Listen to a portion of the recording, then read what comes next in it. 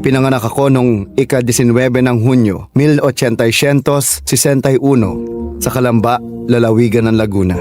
Ako ang ika-7 anak ni na Francisco Mercado Rizal at Teodora Alonso. Napansin ng aking ina at mga guro na ako'y isang matalinong bata na may malaking potensyal. Lumaki akong isang tahimik na batang lalaki na madalas na binubuli. Ngunit hindi ito nagpahina sa aking loob na ipagtanggol ang sarili at protektahan ang aking mga kaibigan mula sa pang-aabuso. Mula sa murang edad, nasaksihan at naranasan ko ang kalupitan at kawalang katarungan na ipinataw ng mga opisyal ng kolonyal na Kastila. Maling inakusahan ang aking ina ng isang krimen at ikinulong ng 2 buwan at kalahating taon.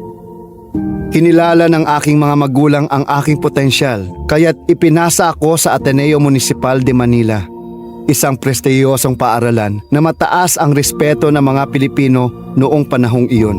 Dito, nagtagumpay ako sa larangan ng sining.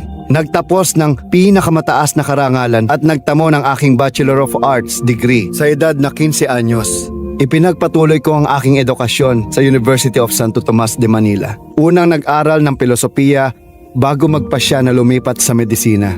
Bago ako tumuntong sa aking ika-21 na kaarawan, naglakbay ako patungong Europa gamit ang pondo na ibinigay sa akin ng kapatid kong si Pasiano.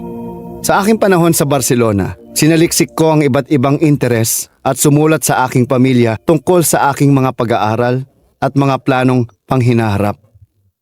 Sa Madrid, mas lalong lumalim ang aking pag-aaral sa medisina, filosofiya, panitikan at mga sining biswal. Kabilang ang pagguhit at pagpipinta. Dito ko isinulat ang isang akdang nagdala sa akin sa kapayapaan, pati na rin ang matinding pagkamuhi mula sa mga paring Kastila. Ang pagdating ng nobelang ito sa Pilipinas ay nagdulot ng malaking kontrobersiya sa mga lingkuranan ng mga pari. Ngunit nagdulot din ito ng kamalayan at konsensya tungkol sa umiiral ng mga walang katarungan sa pangkalahatang mamamayan. Tinutulan ko ang payo ng aking pamilya at mga kaibigan. Bumalik ako sa Pilipinas upang magsanay ng medisina. Pagbalik ko sa Europa, inilathala ko ang isang anotadong bersyon ng Cicero's de Filipinas, mga kaganapan sa kapuluan ng Pilipinas, na inaalay ko sa mga Pilipino. Sa parehong panahon, isinulat ko ang kasunod ng aking unang nobela, ang El Filibusterismo.